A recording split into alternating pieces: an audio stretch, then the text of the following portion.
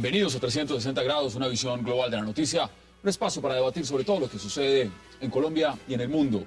Y hoy empezaremos 360 hablando de un histórico día para Palestina, al haber sido aceptado como Estado observador en las Naciones Unidas, una decisión trascendental que pone en aprietos a Israel y a Estados Unidos. 138 votos a favor, 9 en contra y 41 abstenciones fue el resultado de la resolución aprobada que reafirma ese derecho del pueblo palestino a la autodeterminación e independencia en un Estado palestino a partir de las fronteras del 67. Eleva el estatus de la Autoridad Nacional Palestina de entidad observadora a Estado observador no miembro. ¿Qué pasará en Oriente Medio después de esto? Hoy el embajador palestino en Colombia, Imad Jada, nos dará las respuestas. Y nuestro segundo tema de la noche serán los resultados de la nueva encuesta Colombia Opina, donde se ratifica que el fallo de la Haya sobre San Andrés ha creado una crisis sin precedentes en el gobierno de Juan Manuel Santos, que perjudica su futura reelección e incluso los diálogos de paz con las FARC. El sondeo realizado por la firma Ipsos Napoleón Franco muestra, por ejemplo, que solo el 31% de los colombianos cree que el país va por buen camino, que la favorabilidad del presidente Santos cae del 60 al 45% y que un 61% de los colombianos rechazaría su reelección. ¿Qué pasó con la encuesta Colombia Opina? Hoy debate aquí en 360. No se vayan, en segundos empezamos con nuestros invitados.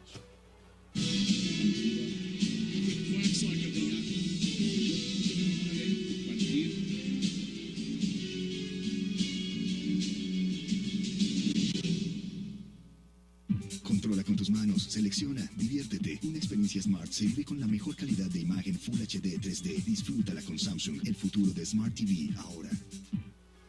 Y para hablar de Palestina, qué mejor que tener como invitado al embajador de Palestina en Colombia, para ver todas las implicaciones, todas las connotaciones que tiene justamente este nuevo estatus en la ONU, que le da un reconocimiento y que le da también responsabilidades y, por supuesto, muchos nuevos objetivos en la agenda del pueblo palestino.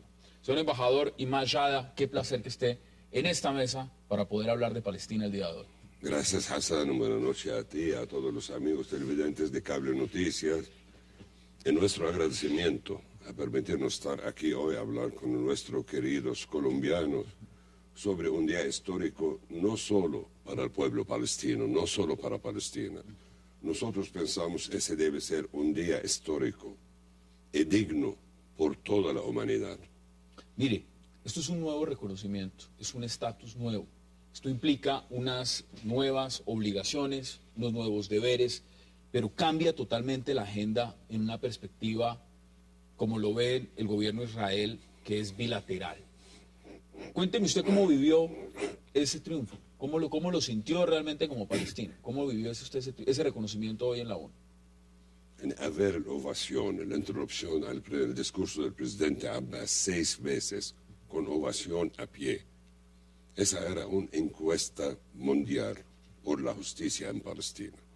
Cuando estamos hablando del 138 a favor, 9 contra 41 abstenciones, simplemente a sacar la cuenta, el 138 quiere decir 71.5% de apoyo de la comunidad internacional apoyando a Palestina. Más de 2/3 de la comunidad internacional está al lado de Palestina. Cuando hablamos al lado de Palestina, es al lado de la justicia, que fue robada en el Oriente Medio desde el 29 de noviembre de 1947, cuando el gobierno británico presentó el proyecto de partición de Palestina, dando a Israel más. Después del 29 de 47, quedamos en el Oriente Medio, 2 pueblos con un Estado. A lo largo de estos 65 años, Israel trató de presentar como hay pueblos sobrantes.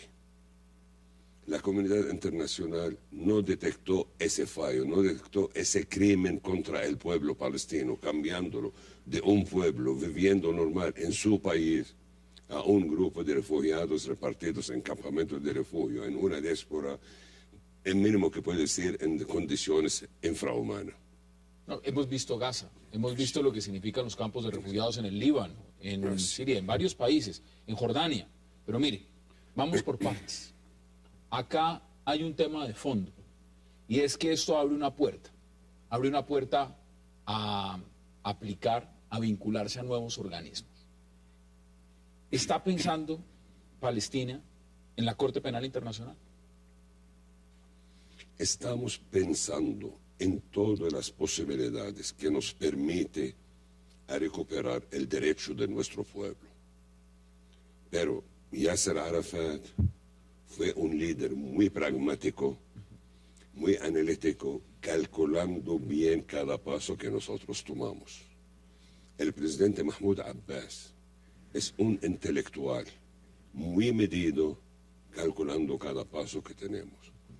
Hoy, en el cambio que ocurrió en la Asamblea General, nos abre puertas por la confirmación en la tierra de 2 estados. Nuestra esperanza que logramos a tener estos 2 estados en un ambiente pacífico como buen vecinos, donde podemos vivir los dos bajo la sombría de la legalidad internacional. Ese es nuestro derecho y nuestra esperanza, llegar al día más pronto posible, cuando el Estado observador es un Estado miembro pleno de la Asamblea General de la Comunidad Internacional, sembrando las semillas para un futuro mejor para nuestros hijos en ambos lados. Y ese tiene que ser el camino. Mire, veamos declaraciones, porque por supuesto el día de hoy generó repercusión. Veamos qué dijo el primer ministro de Israel, Benjamín Netanyahu. La decisión de hoy de las Naciones Unidas no va a cambiar nada en el territorio, no va a avanzar el establecimiento de un Estado palestino, va a retrasarlo más. La ayuda de Israel siempre se acercó a la paz, pero el Estado palestino no será fundado sin un reconocimiento del Estado de Israel como Estado del pueblo judío. Vuélvame a dar las cifras, porque las cifras son muy importantes en esa votación. 138 votos a favor. 71%. ¿Cuántos en contra? 9. 9. Con respeto a todo. Islas Marshall, Nauru, Micronesia, Palau, son 4, no sé si uno de nuestros televidentes... No, podemos decir claramente que son 4 islas que están bajo configuración estadounidense. Normalmente en ese voto podemos ver la mayoría de la comunidad internacional en un lado, una orquesta pequeña con turnos divididos en diferentes instrumentos, siempre están ahí. Por eso aquí no hay una sorpresa. Y tampoco en las abstenciones una sorpresa, porque como Palestina nosotros respetamos el derecho de la soberanía de cada país. No, claro, eso está claro, pero mire, no podemos desconocer los números. Es que cuando uno ve 138 contra 9 en contra y 41 abstenciones, yo se lo pregunto directamente. Esto no es una bofetada, porque es una bofetada desde un punto de vista muy amplio al Consejo de Seguridad de las Naciones Unidas. Esto no le está diciendo al Consejo de Seguridad, mire, un momento, si vamos a mirar el tema palestino democráticamente en la Asamblea General, somos 138 contra 9. O sea, aquí no hay veto, aquí no hay posibilidad de que se jueguen algunos intereses sobre la mesa. Aquí es cada uno votando igualitariamente el mundo cómo ve el tema palestino. Eso es una bofetada para la diplomacia estadounidense. Es muy triste que 5 minutos después del levantamiento de la sesión sale la señora Clinton a decir ese paso es contra el camino de la paz en el Oriente Medio. Bastante arrogancia por parte de Estados Unidos, por parte de Israel. La mayoría de la comunidad internacional está equivocada, ellos tienen razón. Cuando el ataque a Gaza, la semana pasada, más de 160 muertos, más de 1.300 heridos, armas americanas usadas por los israelíes, el víctima es calculado el mismo trato como el verdugo. Por eso le pregunto por el tema de la Corte Penal Internacional. Porque mire, hay que también mirarlo desde las dos orillas. Acá hay un tema de fondo y es Hamás. Es la configuración misma de cómo muchos países en Occidente sienten un rechazo hacia Hamás. Lo ven como una organización terrorista. Lo perciben además con el tema del lanzamiento de cohetes como la gran piedra en el zapato que pone limitaciones a un proceso de diálogo permanente y de paz. ¿Qué dice usted frente a esas declaraciones? Me encanta esa pregunta, Hassan. Es muy importante a tocar el tema de Hamas. Porque, primero yo soy del partido Al-Fatah que perdió elecciones contra Hamas. Así no tengo ningún porqué a defender a Hamas como mi partido. Pero si analizamos la historia de Gaza, Gaza fue ocupada en 1967. Hamas fue nacida en el 1988, 21 años después de la ocupación. Así es, Hamas es un fruto legítimo de esa ocupación, reflejando el sentimiento de humillación, de opresión del pueblo palestino en Gaza, resulta de esa ocupación inhumana. Así nació Hamas, como una respuesta a una ocupación inhumana. Nosotros sabemos que Hamas tiene 340 kilómetros cuadrados. Hoy, con una población de más de 1,5 millones de personas, prácticamente la densidad de población es más alta que Singapur, que está calculada en densidad más alta en el mundo. Esa es la situación en Hamas. Después de la ocupación, el medicamento, la comida, la harina para hacer pan, el agua para tomar, el petróleo para tener energía o mover carro, todo autorizado por Israel. Así, nada entra a Gaza si Israel no lo permite. El nivel de la vida de la gente en Hamas estaba todos los días bajando más y más y más. Tanto presión que hace, una explosión. Así nació Hamas, así nació el fundamentalismo, así nació el radicalismo. Una respuesta legítima a la ocupación o a la opresión diaria. ¿Usted cree que jamás en algún momento se pudo convertir en un impedimento para llegar al escenario que estamos viendo hoy en la ONU, o todo lo contrario? Jamás de alguna forma reivindicó la causa palestina y hoy los tiene también en el escenario en el que están hoy. Fue muy triste escuchar representantes de Israel en la Asamblea General hoy por la tarde diciendo que Mahmoud Abbas no puede entrar a Hamas. En ocasiones anteriores con usted, con otros amigos periodistas, el embajador de Israel aquí decía, el embajador de la Autoridad Nacional no puede entrar a Hamas. Primero, ese es un problema palestino. Segundo, ¿qué pasó dentro de la semana pasada cuando la agresión israelí a Hamas, cuando miles de jóvenes palestinos en Ramallah, de Al-Fatah, salieron a las calles en solidaridad con el pueblo en Gaza, con los palestinos en Gaza, con los militantes de Hamas? Las comunicaciones que estaba pasando el último 4 días. Hoy por la mañana, Khalid Mash'al, el secretario general de Hamas, Ismail Haniyeh, de dentro de la Gaza, llamaron al presidente Mahmoud Abbas felicitándole, dándole la bendición. ¿Lo ven como un triunfo propio? Rezando para el triunfo palestino. Hay que saber que todo el dilema que estamos viviendo como palestinos, dentro de Ramallah, dentro de Gaza, fuera, allá, en los campamentos de refugio, alrededor de todo el mundo, en esa diáspora, es resultado de la ocupación israelí, el falta de respeto israelí a la legalidad internacional, el incumplimiento de Israel y sus aliados apoyándola en mantener el pueblo palestino en esa situación. Vamos a hacer una pausa y ya regresamos porque hay otros temas muy importantes que vienen a partir de esta decisión que se tomó hoy en la Asamblea General de Naciones Unidas. Hagamos una pausa y ya regresamos con el señor embajador de Palestina en Colombia, Imad Jada.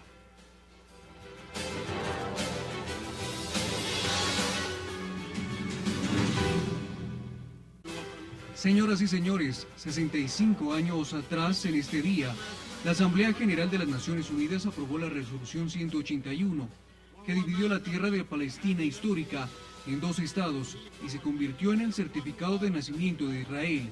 65 años después y en el mismo día que su cuerpo ha estimado designado como el Día Internacional de Solidaridad con el Pueblo Palestino, la Asamblea General está ante un deber moral que no debe dudar en emprender y está ante un deber histórico que no puede soportar más demora y un deber práctico que es urgente para salvar posibilidades de paz y no puede posponerse.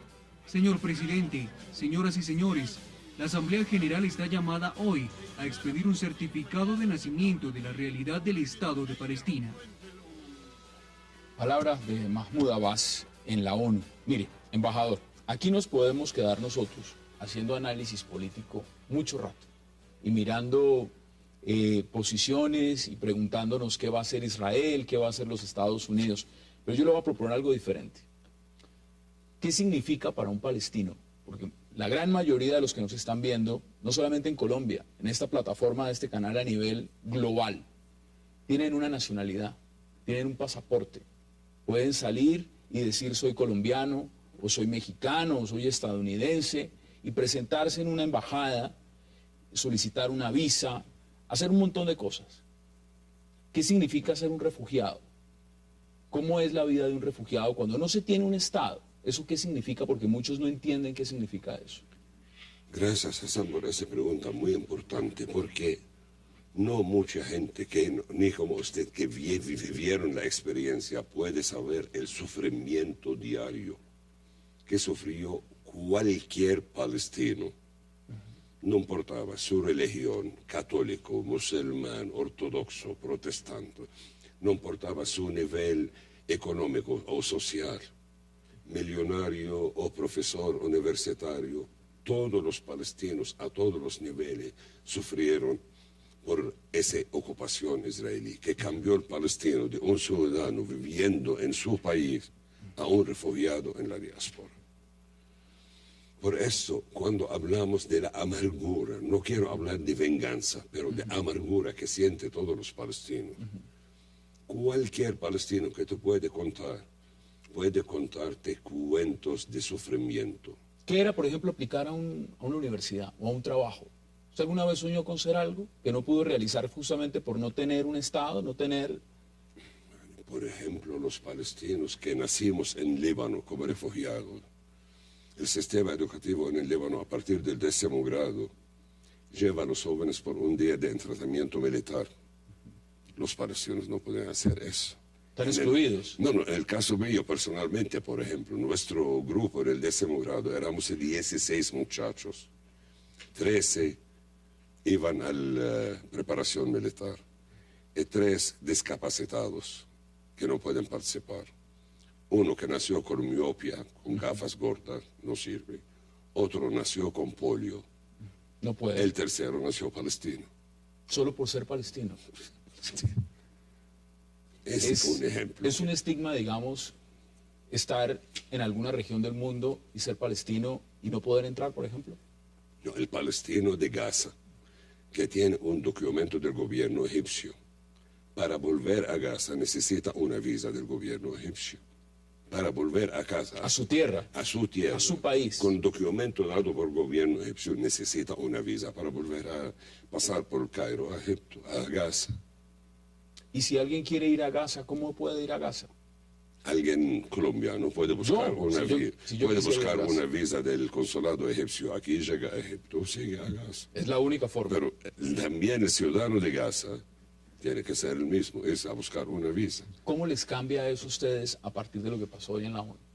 Lo consideramos que pasó hoy es un paso muy importante, o vamos a decir el primer paso en ratificar una serie de equivocaciones, de injusticias sobre todo al pueblo palestino hace 65 años. Bueno, hay mucha gente que dice que Israel está preocupada porque vamos al Corte Internacional. Nuestro objetivo no era irnos al Corte Internacional. ¿Cuál es? Nuestro objetivo es a volver al pueblo palestino a recuperar su posición normal, igual como todos los otros pueblos. ¿Cuántos palestinos hay? Y vamos a ver en momentos declaraciones de la secretaria de Estado Hillary Clinton. ¿Cuántos palestinos hay refugiados? Refugiados me refiero que están por fuera de su país y que no han podido volver a su país. Permítame aquí irme un poco más lejos. ¿Qué pasó con los senadores colombianos hace un mes? Senadores colombianos con pasaportes diplomáticos del gobierno colombiano que tiene buenas relaciones con el gobierno de Israel. Llegando a la frontera para tener un apellido árabe, fueron maltratados por 9 horas en las fronteras. Ese es un ejemplo de la arrogancia. Ese, por ejemplo, ¿por qué Israel no quiere escribir una constitución quedándote en el mundo el único Estado, miembro pleno de la Asamblea General, sin tener una constitución? Para mantener el margen de aplicar en el momento propio el ley que ellos consideran propio. Esa es la arrogancia de Israel. Ese que lo hace. ¿Eso cambia ahora? Aquí empieza un otro camino de lucha. Esperamos que cambie. Esperamos que el derrote militar en Gaza hace 15 días, el derrote político hoy en la Asamblea General, vuelve el razonamiento a los gobernantes de Israel. A hacerlos entender que en 65 años, por fuerza, por arrogancia, por mentira, no lograron hacer nada. Hoy el momento a poner la lógica. Veamos declaraciones de la secretaria de Estado Hillary Clinton.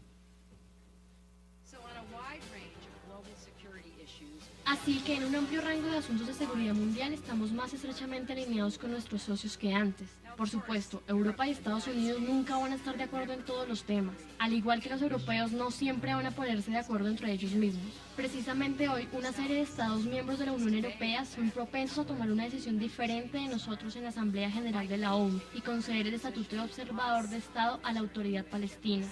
Los Estados Unidos se oponen a la resolución. Nosotros creemos que no harán nada por avanzar la paz y la solución de dos estados que queremos ver. Sin embargo, nosotros y nuestros socios europeos estamos de acuerdo en los temas más fundamentales y compartimos un objetivo común.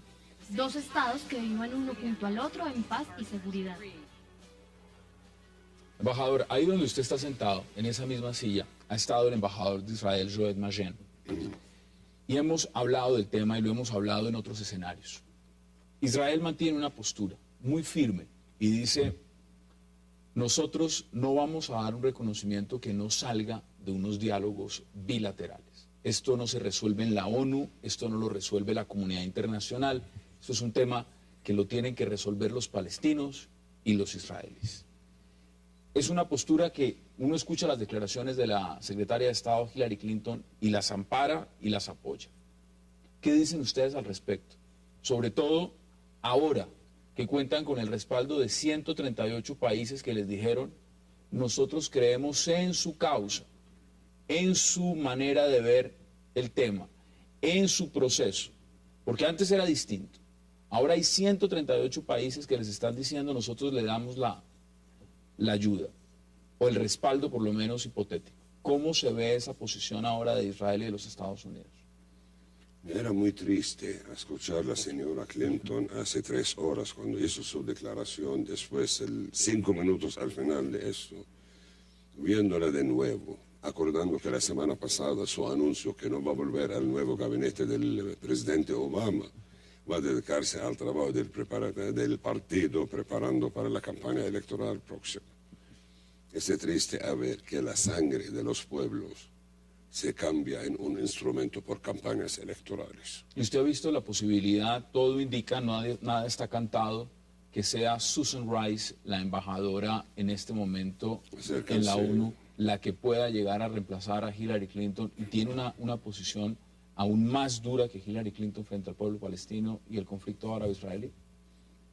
Esperamos que la administración del presidente Obama en ese segundo turno puede dejar la doble moralidad y puede evaluar la sangre del palestino en el mismo peso como la sangre del israelí.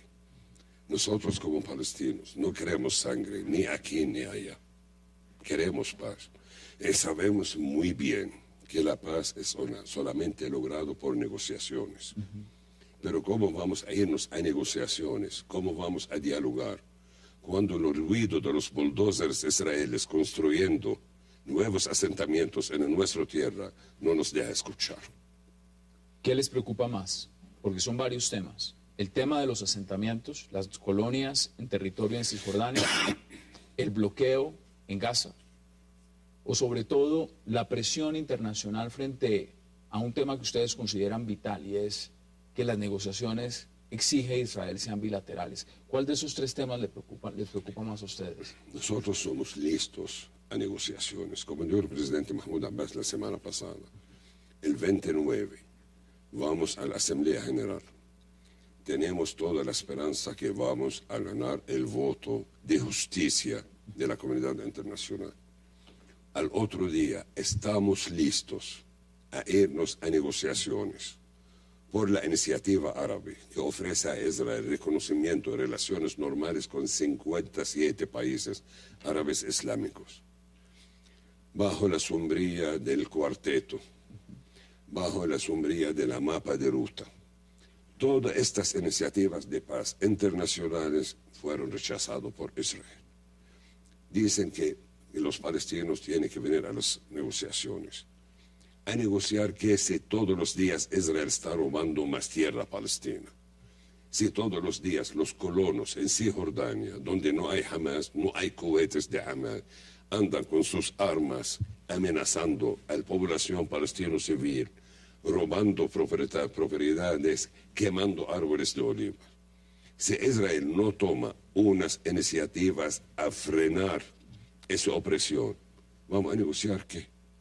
Estamos listos a aceptar la agenda que pone el cuarteto por el primer ministro Blair, que lo pone Naciones Unidas, la maparuta que fue puesta por el presidente Clinton, pero con una agenda que tenemos 1, 2, 3, 4, con un ultimátum que al 6 meses, al año vamos a terminar negociaciones llegando a un acuerdo. A un acuerdo definitivo. Para sentar a negociar por negociar.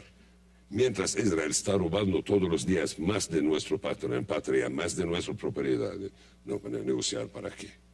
Señor embajador Imajada, aquí nos podríamos quedar muchísimo más tiempo y mañana aquí en 360 vamos a tener un gran debate sobre el tema palestino con las dos posiciones. Van a venir grandes colaboradores de este programa desde el punto de vista israelí y por supuesto desde el punto de vista palestino para mirar y analizar este tema en coyuntura. Hoy es un día de felicidad para los palestinos. Felicitaciones a usted y a su país porque el reconocimiento que tuvieron hoy en la ONU es histórico y cambia definitivamente el mapa de lo que puede pasar en Medio Oriente. Perdón, Hassan, añadir algo. Gracias por felicitarnos, porque como palestinos, por supuesto, somos muy felices. Vimos imágenes que vinieron de Ramallah y de Gaza. La gente celebrando en las calles a la medianoche, como la diferencia del horario allá, celebrando con flores, con canciones, con bailes en las calles, en Gaza y en Ramallah. Pero también felicidades a la comunidad internacional, que hoy tomó un paso muy importante en ratificar una equivocación sin precedente. Esperamos no va a tener otros de ese tipo. Sería muy importante. Muchas gracias, señor embajador. Gracias a ti, Hassan. Gracias a todos los televidentes. Y vamos a hacer una pausa porque vamos a entrar a debatir un tema también de gran coyuntura en Colombia. Una encuesta, una gran encuesta que nos pinta un nuevo mapa en el tema de la presidencia, de la reelección, del proceso con las FARC, de la Haya. Y van a estar muy buenos invitados hablando de ese tema en cuestión de minutos. Ya regresamos aquí en 360.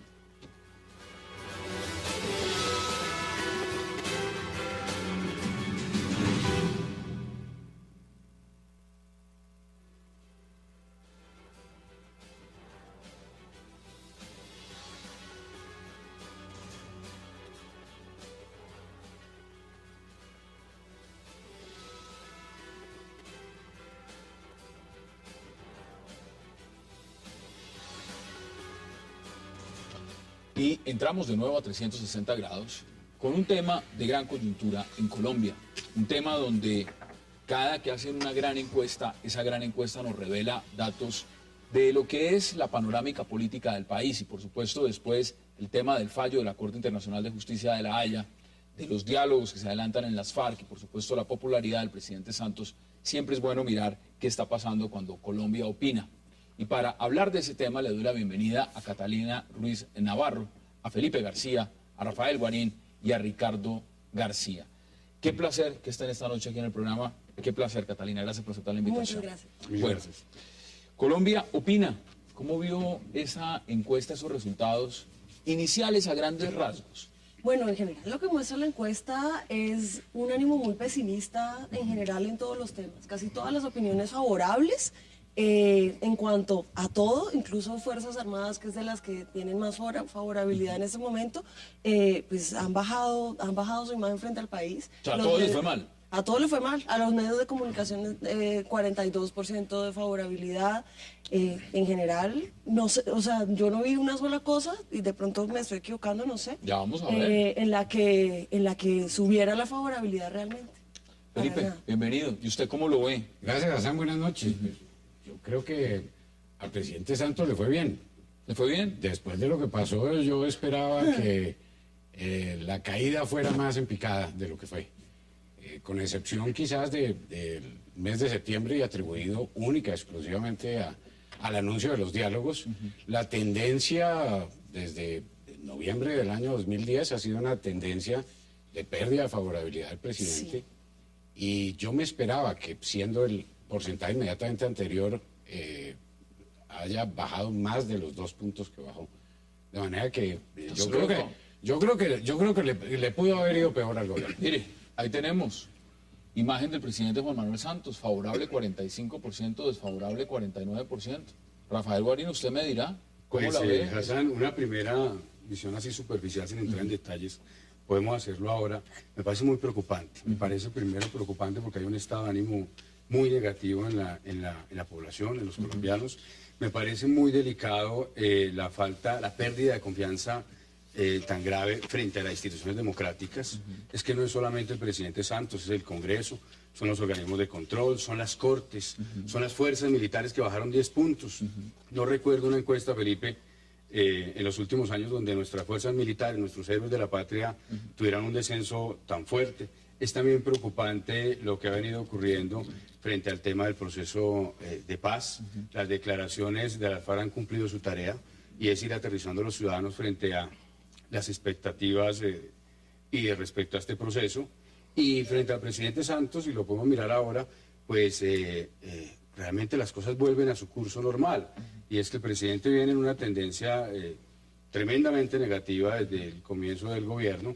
Llegó a 49% en el mes de julio, superó esa situación tan difícil con el anuncio del proceso de paz.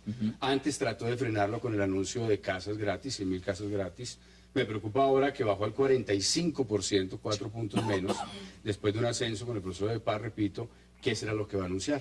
Y eso es un tema interesante, esas grandes lecturas a grandes rasgos. Ricardo, bienvenido, ¿y cómo lo ve usted? Gracias, Hassan. Hay un punto importante, ineludible, y es que hubo un hecho que en cierta medida tiene un efecto de shock en la opinión pública, una especie de aturdimiento que paraliza y crea más bien perplejidad, que fue el fallo de la Corte Internacional de Justicia. De manera que eso tiene que ver con un sentimiento que va más allá de un problema técnico. Uno puede estar de acuerdo, sí o no, con determinados razonamientos de una Corte Internacional. Lo que no puede eludir es el hecho de que hay de por medio un sentimiento de amputación, ¿sí me entiende? De pérdida del territorio, no solo en términos de área, sino simbólicos. Es una fuerza muy importante la parte simbólica en materia de territorio. Entonces, hay un evento, digamos, fuerte que a la perplejidad inicial yo creo que une un cierto sentimiento de pesimismo que arrastra por sí mismo Que se lleva a todo el otros mundo. fenómenos. Se Se lleva lleva a todo el se mundo. lleva a todos. O sea, es una ola que baja. Alguien después decía una- aquí o sea, y arrastra a todo el mundo. Un pequeño tsunami que arrastra a todo el un mundo. tsunami. ¿Usted está de acuerdo? La veo que está de acuerdo. Yo estoy totalmente de acuerdo y además veo que bueno, yo no sé si esto es una cosa directa de la encuesta, pero sí de la baja opinión que hay por por el fallo de La Haya. Hoy Santos salió a decir salió a decir una cosa muy interesante. Dijo, no voy a aplicar ese fallo de la Corte de La Haya hasta garantizar que los derechos de los colombianos estén defendidos. Él lo dice con un condicional. Que parece... decir que va a acatar el fallo. Pues el país va por buen camino. Una pregunta muy simple, muy directa. Ahí no hay cómo esquivarlo. Sí o no. No, 69%. Sí, 31%. Hombre, ahí hay un indicativo bien interesante. Pero Hassan, yo no creo que la opinión pública, Ricardo, lo que castigue en las encuestas sea el fallo. La opinión pública no va a castigar con las encuestas el fallo. Lo que la opinión pública castiga en las encuestas es la falta de contundencia y la velocidad de parte del gobierno para hacer públicas y para comunicar las decisiones que toma en relación con el tema del fallo.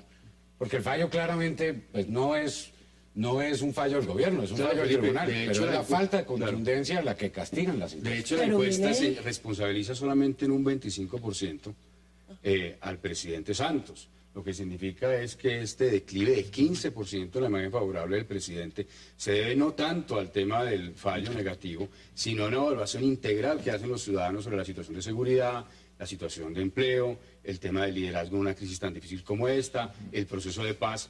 Y además, es que los datos son evidentes. Mire, la insatisfacción frente a la gestión del presidente llegó, creo, lo tengo acá, a cerca de 64%, Hassan. Así es. Esa es la razón, la gente está insatisfecha y además se refleja en la negativa del 61% a la reelección del presidente Santos. Mire, no se me adelanten, vamos por partes, porque si no, nos comemos toda la encuesta. Espera que yo tengo una pregunta sobre eso para Póngala sobre la Rafael. mesa. Yo quiero saber qué opinas de que la gente esté culpando más a Uribe que a Santos por el fallo de La Haya.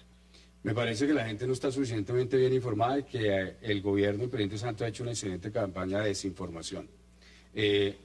La realidad es que este fallo no se debió haber producido si nosotros hubiéramos salido, hubiéramos denunciado el Pacto de Bogotá, por lo menos un año antes de que en el gobierno Pastrana se hubiera presentado la demanda contra Colombia. Pero esto no se hizo en el gobierno de Uribe tampoco. ¿Sabe de qué? En los Es que no dos se podía, jurídicamente no se podía, yo soy abogado y conozco bien el tema. Pero ¿sabe de qué habla mal eso realmente? De nuestros organismos de inteligencia, Hassan. No, pues. Nuestros organismos de inteligencia tenían que haberle informado al presidente Pastrana que en Nicaragua se iba a preparar una demanda y nosotros en la Cancillería debimos haber tomado la decisión acertada un año antes de que se presentara de retirarnos del Pacto de Bogotá y de la jurisdicción de la Corte Internacional de Justicia. Esto fue un desastre absoluto. Ahora, ¿usted queda satisfecha por la respuesta o no? Frente al presidente Santos, lo criticable frente al presidente Santos es lo que acaba de señalar aquí Felipe, el titubeo permanente para tomar una decisión frente a una situación que además no previó. A mí no me parece que sea un fallo de nuestros organismos de inteligencia, sino de sentido común. Colombia desde hace millones de periodos presidenciales le está dando la espalda a San Andrés. Hace mucho tiempo que esto es un problema, nunca hubo una preparación, porque creo que nunca se vio venir el peligro que representaba la pérdida de ese mar. A mí me quedó la sensación... No, nunca lo vieron venir. No, entonces, eso nunca se vio venir y eso es un problema de desidia y de abandono del territorio de las fronteras. Eso implica que entonces estos resultados están acordes porque lo que está revelando esta gran encuesta es lo siguiente. 83% considera que no se debería aceptar el fallo de la Corte de La Haya. Eso dice el 83%. Ahí no esta, sino la anterior pregunta va por buen camino o mal camino, 69% claro. Mal camino, es indicativo de lo que yo decía anteriormente. No es opuesto, no es contradictorio con que haya otros indicadores negativos, pero hay un punto fuerte que galvaniza los demás indicadores negativos, que en seguridad, en mal comportamiento, en otros aspectos, pero hay uno que galvaniza y es el fallo de la Corte Internacional. Tanto es así que es 83% en el sentido de responder con un no acatamiento del fallo, está indicando lo que es el indicativo más fuerte, ¿sí me entiendes? ¿Es ese? Hay otros, pero ese es el más fuerte, que tiene un efecto de arrastre que no implica que no existan los otros. Podríamos llamarlo el detonante. Ahora, el galvanizador, el detonante. Vamos a ver en este momento, vamos a mirarlo en perspectiva mucho más amplia y punto por punto. Hagamos nuestra primera pausa en 360 y ya regresamos con nuestros invitados para seguir hablando de esta encuesta Colombia Opina. No se vayan, ya volvemos.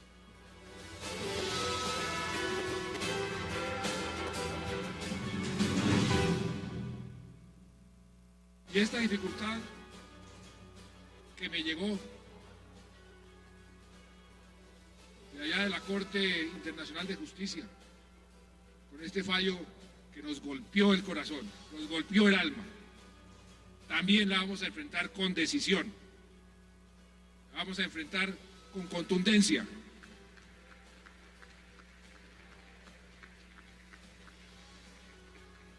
Yo he dicho que ese fallo vulneró muchos derechos de los colombianos. Y yo no voy a aplicar ese fallo hasta no garantizar que esos derechos están bien defendidos.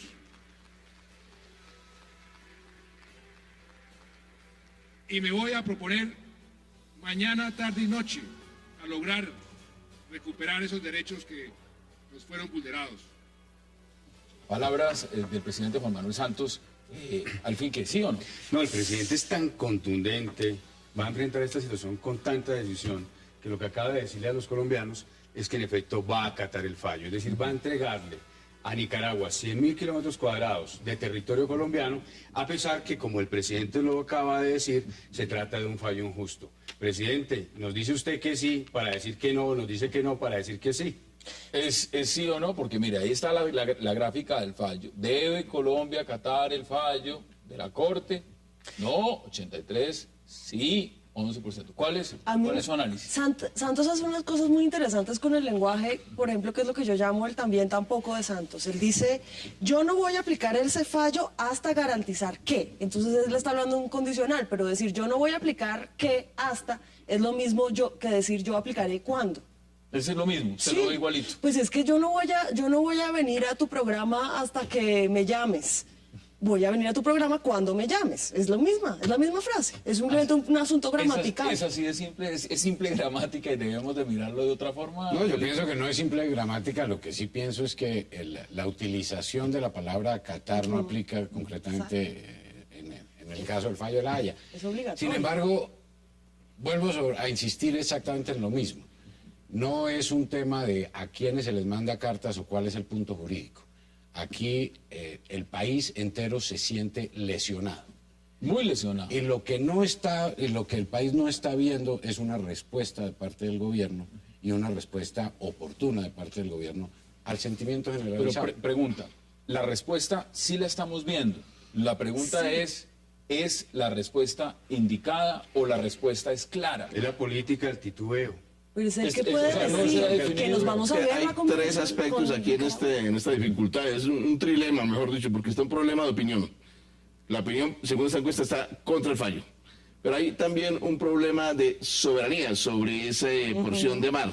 Y de otra parte hay un problema jurídico internacional. No es simplemente que Nicaragua vino y se arrebató eso, sino hay de por medio un fallo de una corte que podría haber sido desconocida si previamente, como decía antes Rafael, se hubieran retirado del gobierno del Pacto de Bogotá. Como no lo hizo, hay de por medio una decisión jurídica. Pero como en la mitad está la soberanía, ¿qué hace el gobierno para defender la soberanía de estos 75.000 o no sé cuántos kilómetros de porción de mar?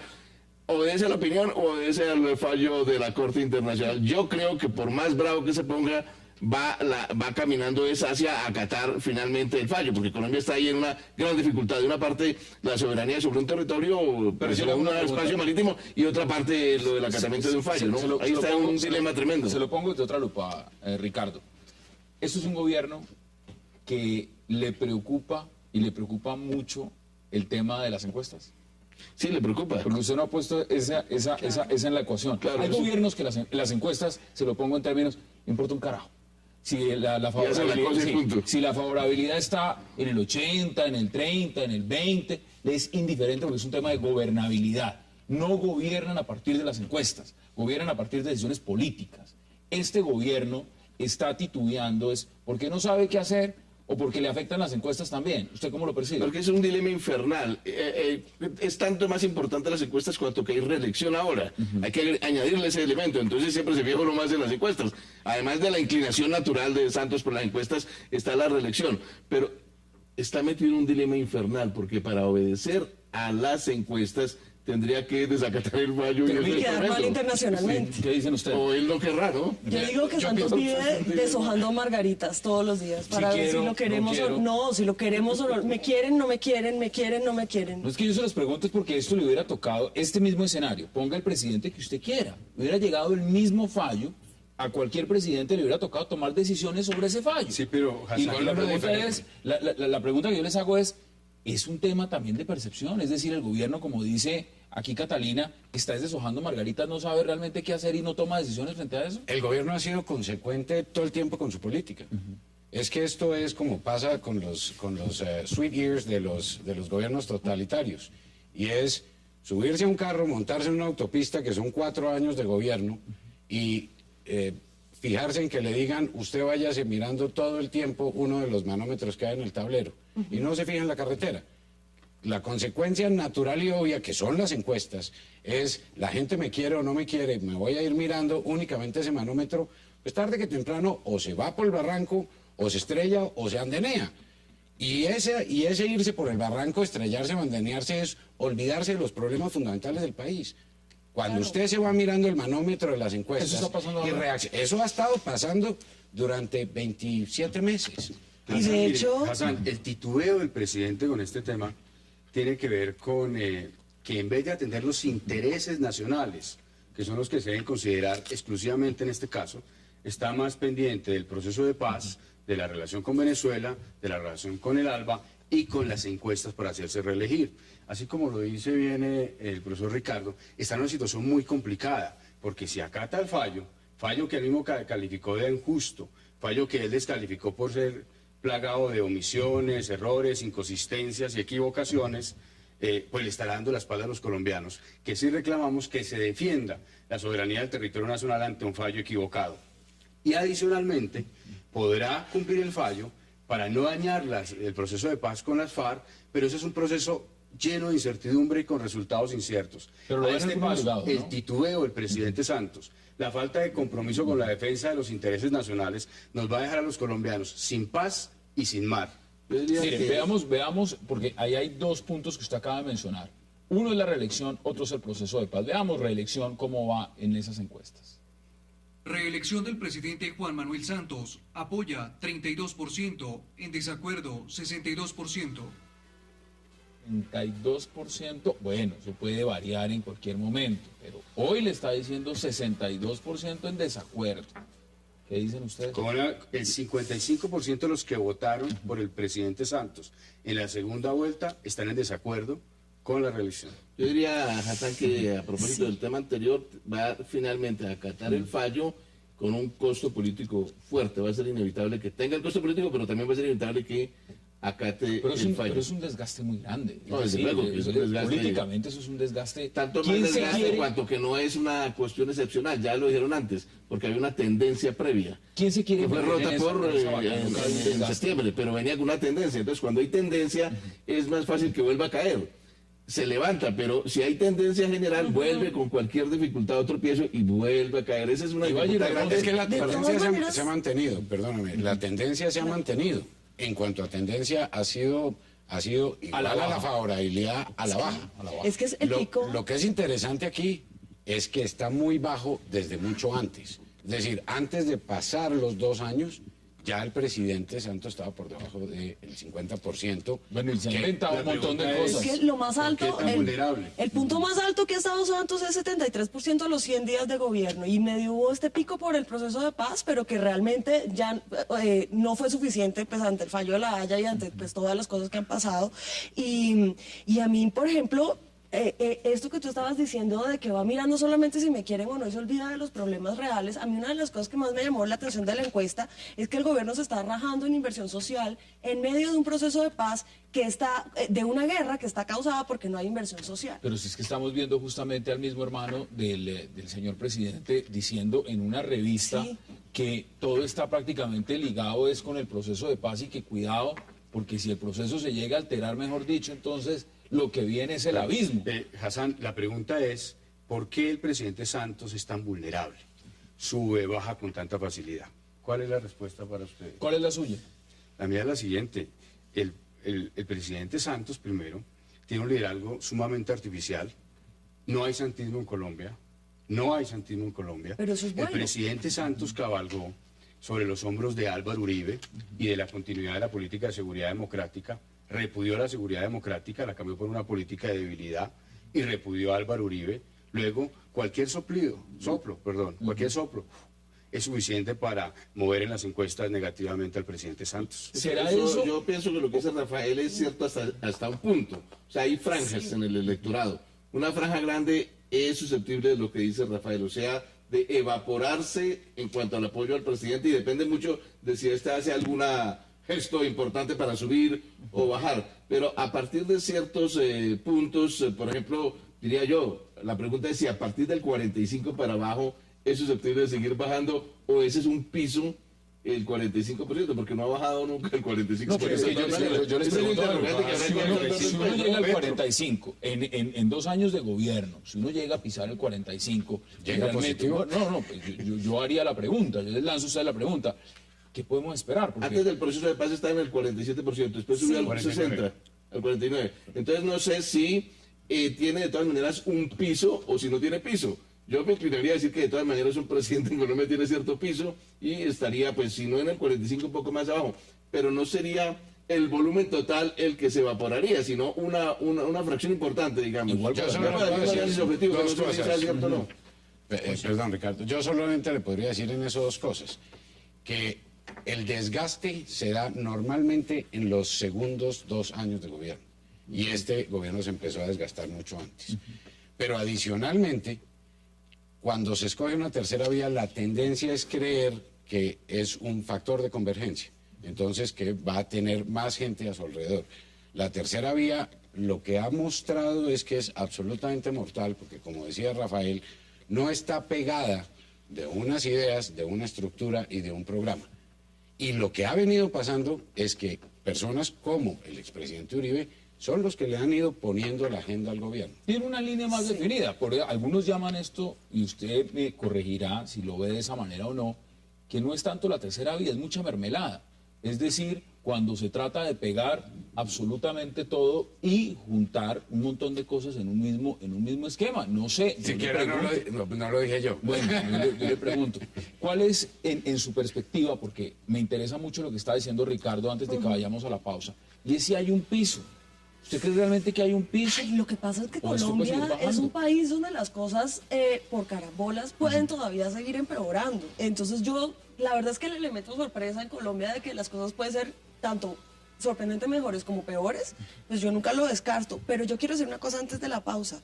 Sí es cierto que a Santos como líder le falta carisma, pero a mí me parece maravilloso que no haya santismo, porque porque nosotros necesitamos, no, pero no porque no haya santismo alrededor de Santos, sino porque es que Colombia no puede seguir construyendo sus políticas alrededor de un líder que depende de la personalidad de ese líder. De El una uribismo figura. fue una cosa Caudillismo. nefasta. Bueno, Exacto. ya lo contestarán ustedes, Rafael. Apenas volvamos a la pausa, usted le puede contestar a Catalina. Hagamos esa breve pausa y ya regresamos aquí en 360.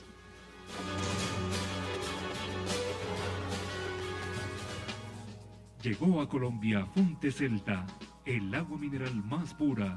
Fonte Celta, enriquecida con solidaridad.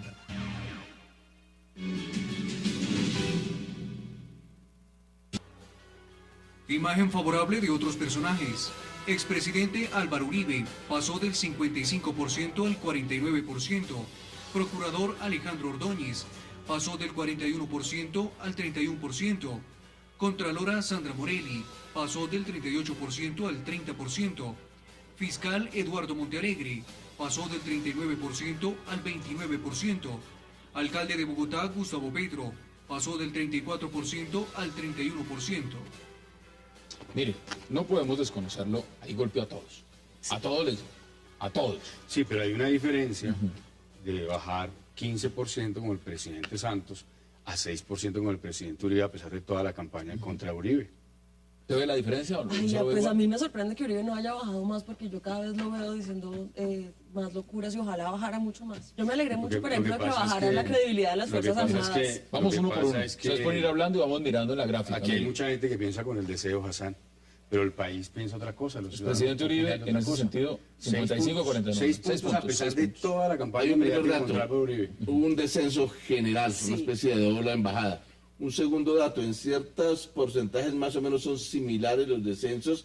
En las encuestas, 1 punto o 2 puntos más pues puede caer entre el error, digámoslo así, pero hay una tendencia general y desde luego que en el caso de Santos hay un descenso mayor porque hasta cierto punto es el que está en juego, para bien o para mal, para una reelección o para el gobierno, y de todas maneras condensa más, ejerce un factor como de Es el presidente, pararrayos. ¿no? Es el presidente. Entonces puede sufrir más, digamos, la consecuencia del descenso, pero en general hay una tendencia al descenso en las instituciones y en los personajes. Yo creo que todo el mundo tiene que, en la reclamación, tiene que girar contra alguien. Y resulta que el presidente Uribe está solo y todo el mundo gira contra su popularidad. Ese descontento del 69%, ¿a quién recurre? Al presidente Uribe. Ahí. El presidente Uribe es un vocero de todo ese descontento, de todo lo que está pasando por fuera de Bogotá y concretamente entre la 7ª y la 128. El presidente Uribe es el vocero de todo ese descontento. Eso tiene un costo. Y si usted además de eso le agrega montajes como el montaje tipo Klein, pues, hombre, perdóneme, estoy de acuerdo con Rafael. Antes, bajar 6 puntos es que... Es poquito. Es poquito. Pero hay que anotar una cosa, en materia de tendencias de opinión hay que anotar algo ahí a ese respecto. Cuando hay un descenso en la opinión que golpea a determinadas figuras o instituciones, generalmente hay un problema de transferencia, donde alguien pierde, otro gana. Aquí en este caso podríamos estar ante el efecto raro de que todo el mundo baja, pero no hay como un catalizador por otra parte que reciba todo lo que pierden los demás, no hay quien gane. Claro, lo que puede significar un escenario hipotético hacia el año 2014 es que el país no quiera reelegir a Santos, pero el país tampoco encuentra en el uribismo un candidato o no tiene otro vocería, y encontremos un escenario donde puede ocurrir cualquier cosa con otro tipo de se pierde legitimidad en un lado, pero no se gana por otro lado de pronto, ¿no? Es que las cifras, si lo quieren reelegir o no lo quieren reelegir, pues lo que indica hoy es que el país está decepcionado de Santos, pero no indica efectivamente si lo vamos a reelegir o no, porque para eso tenemos que saber quién va a ser su contendor en ese momento. Importante ese dato, pero mire, le voy a ir votando uno de sus favoritos. Sí. Uno de sus favoritos. Lo tenemos ahí, el procurador que Alejandro también bajó Ordóñez. en su Pasó favorabilidad. del 41 al 31. Claro que ayer le fue muy bien. Eso es innegable. Pues le fue muy bien, pero no por popularidad exactamente, tanto como por unos buenos manejos. En el Senado tuvo, mejor dicho, 80 votos. Tuvo 80 votos, 80%, pero 80%. esos no son unos votos que vengan de su favorabilidad o su carisma, sino que muchos vienen del miedo y muchos vienen del clientelismo, vienen esos votos. Yo lo que creo, Hassan, es que definitivamente el procurador Ordóñez, y lo digo con todo el ánimo provocador del mundo, sobre todo para los anti-ordoñistas que ven este programa, Ordóñez es un héroe. Le voy a decir por qué. Porque el gobierno del presidente Santos se empeñó a fondo en utilizar todos sus recursos burocráticos, clientelistas, presupuestales, contractuales para frenar la elección de Alejandro Ordóñez. Otra cosa fue que al presidente lo derrotaran. Mire, le voy a dar este dato, lo contaban la bancada conservadora. La bancada conservadora le pidió múltiples veces al presidente Santos que por qué no ternaba inmediatamente a Ordóñez. Y el presidente Santos aplazó, hasta que Ordóñez tomó otra vía. Si no, lo que hubiera terminado ocurrido es que Ordóñez ni siquiera hubiera llegado a la terna. En eso como este es un tema de opinión, sobre todo, ¿por qué desciende Ordóñez?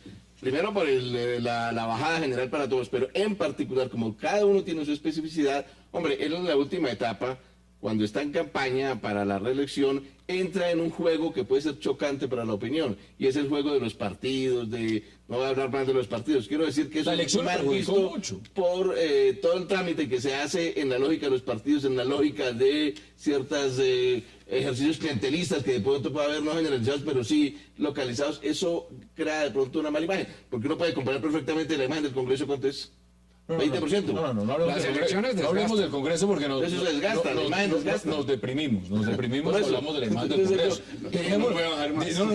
Lleguemos hasta el 30%, no echemos para abajo. Pero mira, vamos a ver, en este momento estamos viendo a Sandra Morelli, pero vamos a hablar del procurador un rato, porque el procurador tiene mucha tela de dónde cortar. No, y a mí se me van a atragantar todo lo que tengo que decir. No, dígalo de una vez. Mira, a mí no me parece que Santos haya apoyado a su candidata para nada. Si él se demoró en ternar era porque no quería quedar mal con nadie. Finalmente ternó a María Mercedes López, le prometió que le iba a ayudar, no le ayudó. El día que ella presentó su renuncia, el tipo ni siquiera apareció ni le pasó el teléfono, se quedó calladito todo el tiempo. Y pues en esa elección del procurador y en esa falta de apoyo a su candidata María Mercedes López, lo que Santos nos demostró es que él es un liberal de cóctel, que solamente dice que él cree en los valores liberales cuando esta situación es internacional o está hablando con alguien a quien le conviene, pues entonces ahí él dice que él es un liberal. Pero yo no creo que haya apoyado a María Mercedes López, pero de ninguna manera creo que la abandonó.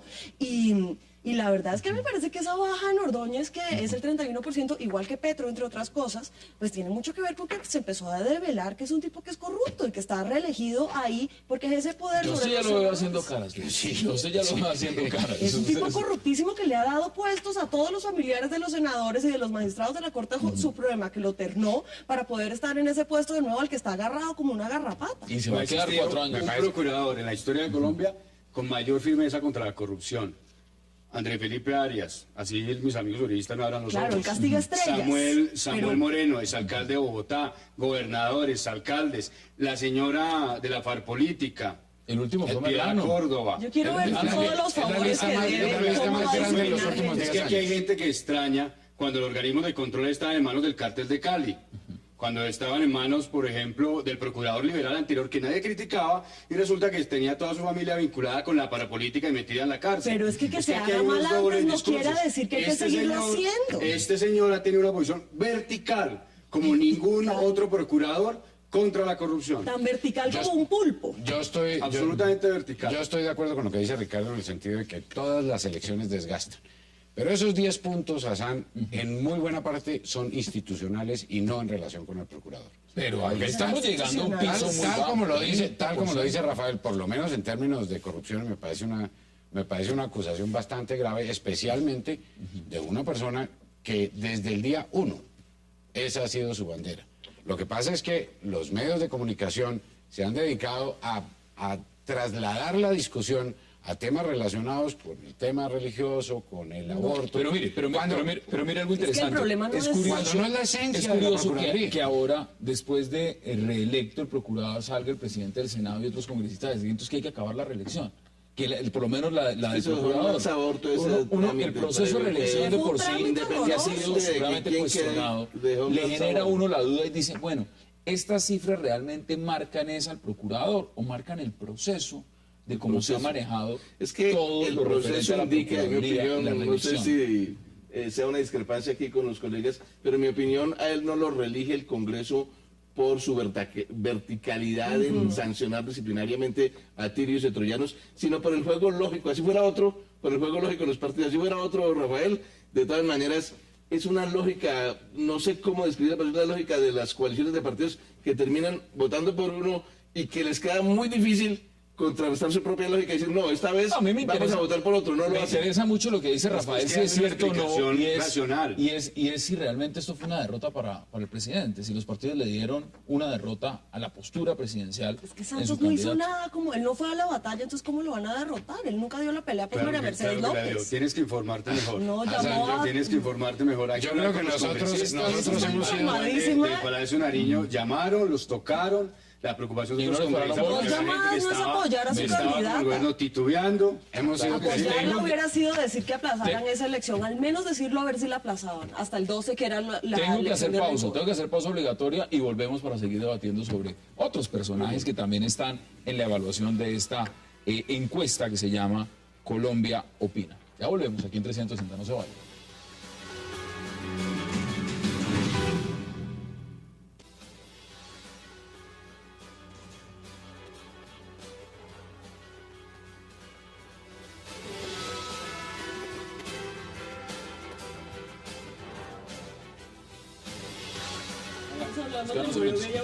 Después de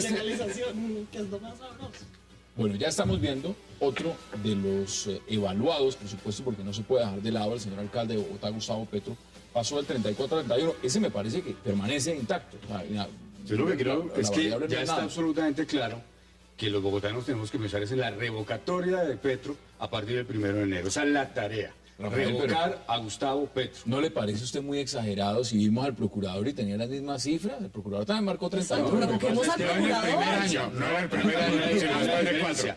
El alcalde Gustavo Petro se ha mantenido durante todo el año en esta cifra terrible que usted muestra. Y el procurador 4 años violando nuestros derechos. Y aparte de eso, el desastre que es hoy la administración distrital, la lucha de clases que está convocando Gustavo Petro, el desastre del tema de las basuras, la ideologización y la pretensión de imponer un modelo más al estilo chavista en Bogotá. Eso hay que frenarlo y hay que frenarlo con los mecanismos democráticos, con la revocatoria del mandato de Petro. ¿Usted sí cree eso posible o es muy exagerado? A mí me parece que Petro, a pesar de que ha tenido una gestión que ha sido difícil en muchas cosas, ha tenido algunas buenas ideas y él solito ha ido a presentarlos a los medios de la peor manera posible. Por ejemplo, los centros de atención a consumidores.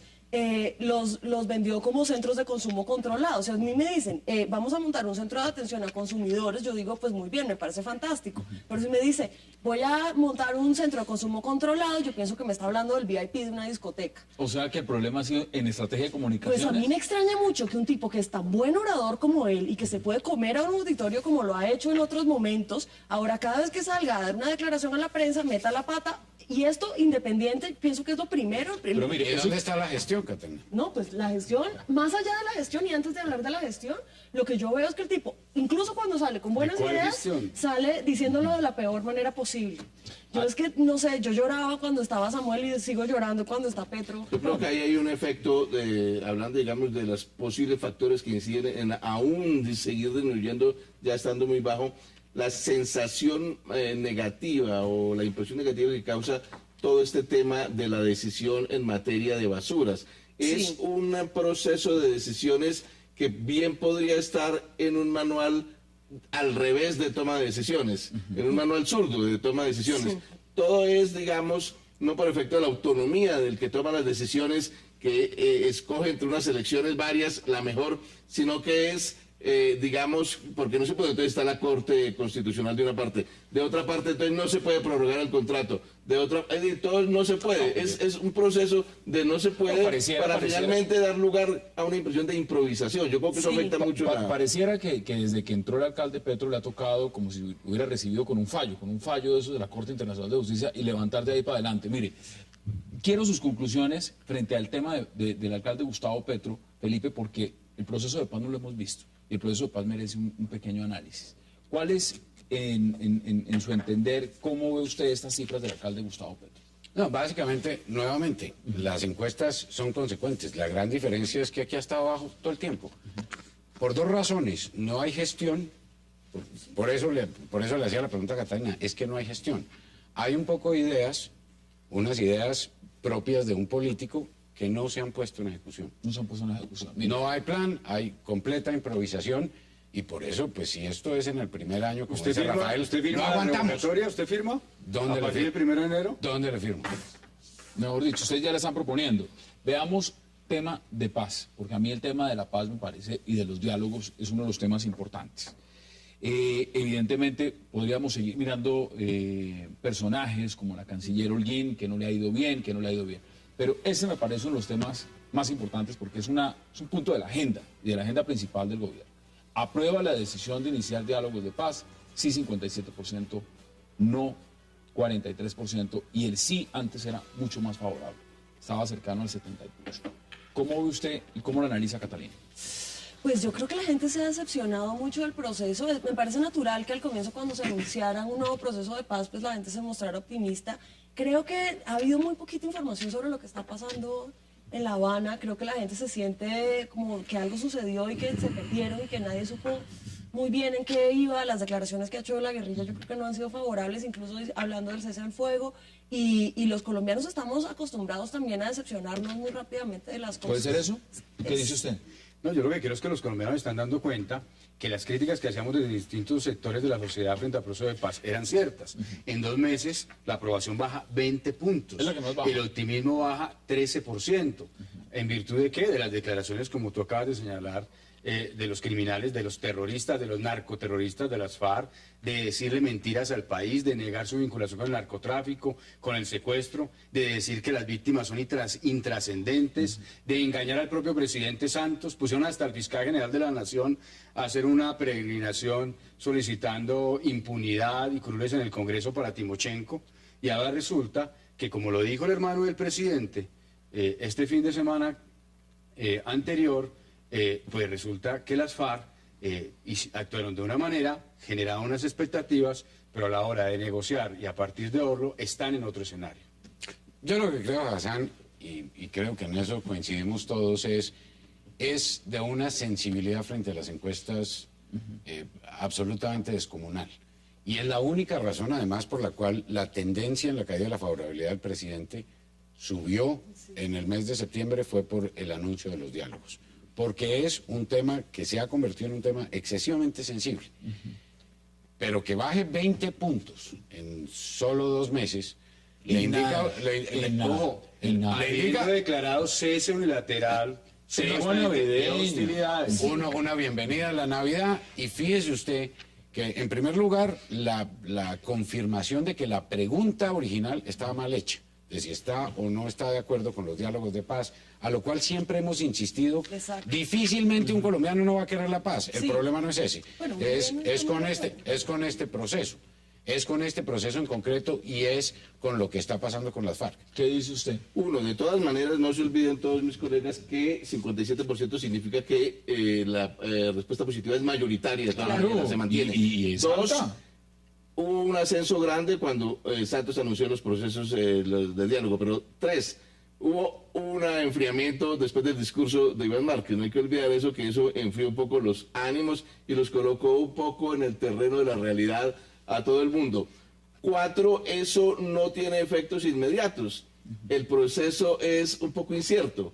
Depende de si hay una consolidación de lo que yo llamaría una dinámica de colaboración mutua, si eso nuevamente crea o si es por el contrario, negativa los desentendimientos o los desencuentros, pues eso va a crear una imagen mucho más negativa después. 1 minuto y medio, 20 segundos para cada uno para que den sus conclusiones. ¿Cuáles son las suyas? Básicamente, la encuesta es muy importante en el tema de la paz porque la continuidad del proceso depende del apoyo popular, mucho más cuando estamos en un año preelectoral, prereelección del presidente Santos. Segundo, un dato interesante, el único organización o el único personaje que no descendió en favorabilidad fue las FARC.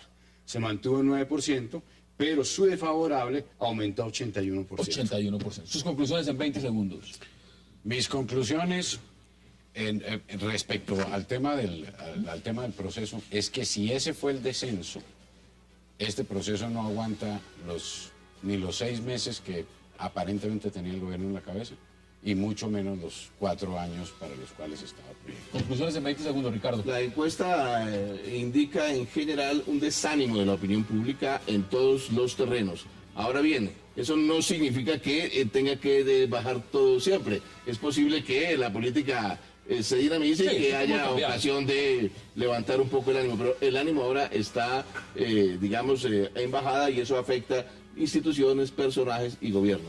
Catalina, sus conclusiones en 20 segundos. No conclusiones, un pie de página. La pregunta peor formulada de la encuesta: ¿está de acuerdo con el aborto en cualquier circunstancia? Eso no está permitido en ningún país, el aborto en cualquier circunstancia. ¿Quién va a estar de acuerdo con eso? Eso tiene que tener límites de tiempo y en Colombia tiene unas causales. Y si a la gente le preguntan si va a estar de acuerdo con el aborto en cualquier circunstancia, pues es obvio que van a contestar que no. Cacerolazo. Bueno, vamos, y ese es un tema también que vamos a estar abordando próximamente en 360 grados. Ricardo García, como siempre, un verdadero placer. Gracias por acompañarnos. Rafael Guarín, como siempre, qué placer.